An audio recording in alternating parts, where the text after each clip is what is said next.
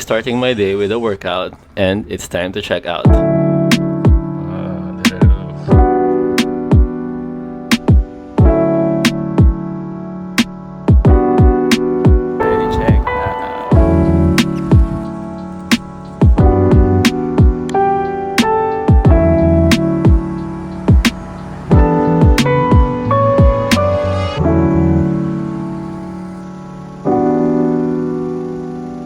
This time we didn't get hotel breakfast. Instead, we went to the nearby cafe to have breakfast.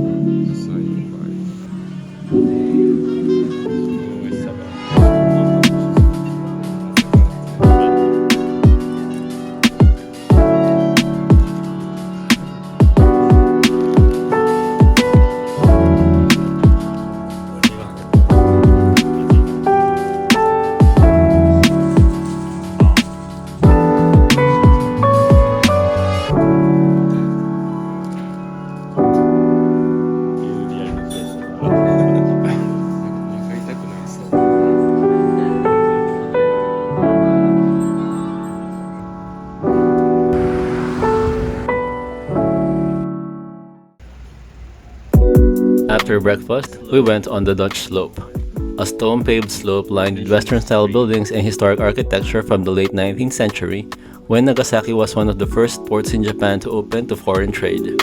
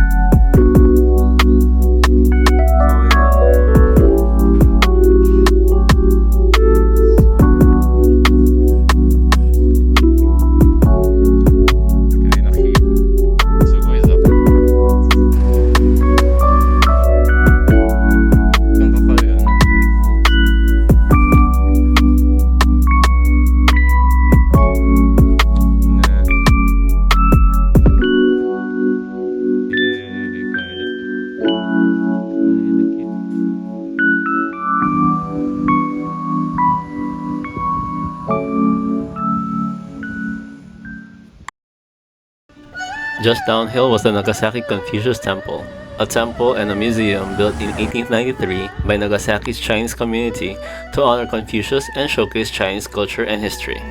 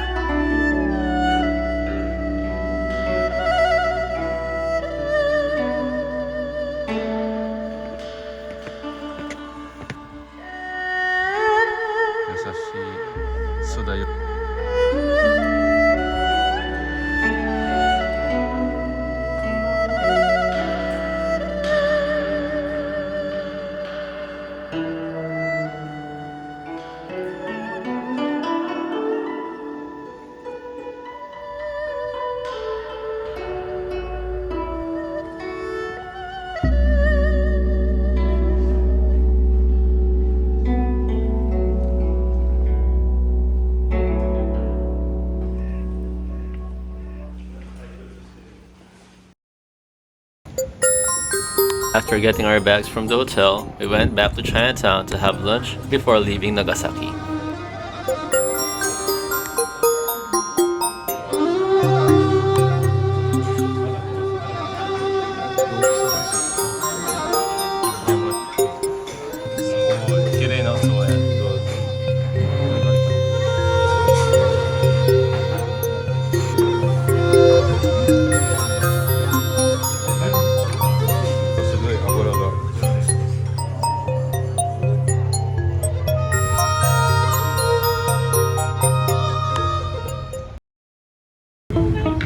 It's time to go back to reality, but first, buy some souvenirs before heading back to Hakata.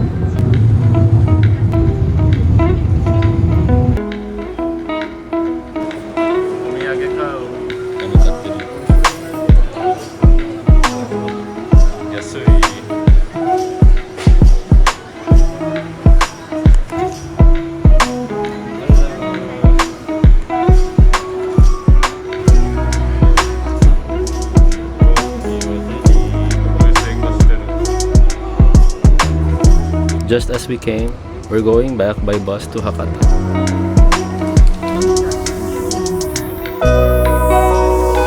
The Christmas market at Hakata station is still as vibrant as ever.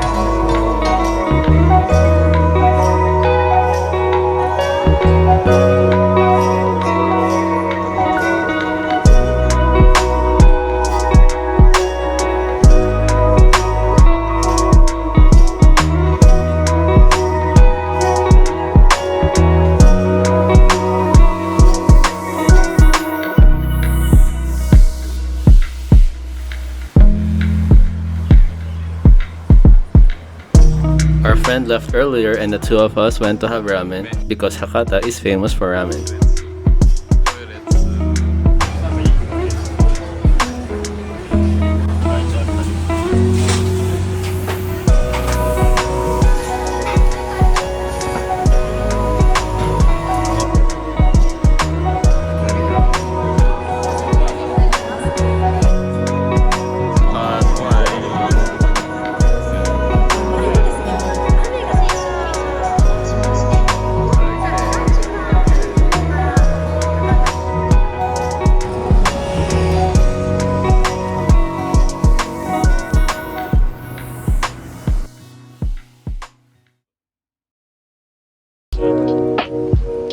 There's this mall I visited way back and I wanted to check if it's still the same as before, Canal City.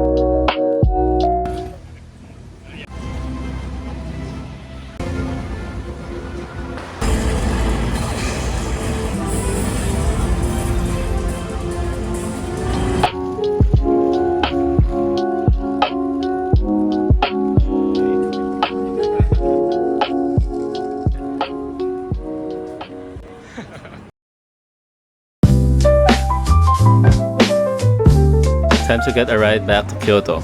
End of long holidays means reserved seating in the Shinkansen is difficult to get on short notice, so we had to fall in line in the non-reserved seating earlier to get higher chances of getting seats. That's it for this video and thank you for watching until the end. If you enjoyed this video, please click like and let me know what you think about this video in the comment below. Also, if you haven't subscribed, please subscribe for more content on food, travel, and life in Kyoto with Dai. Until the next video, stay safe and goodbye. We're tired.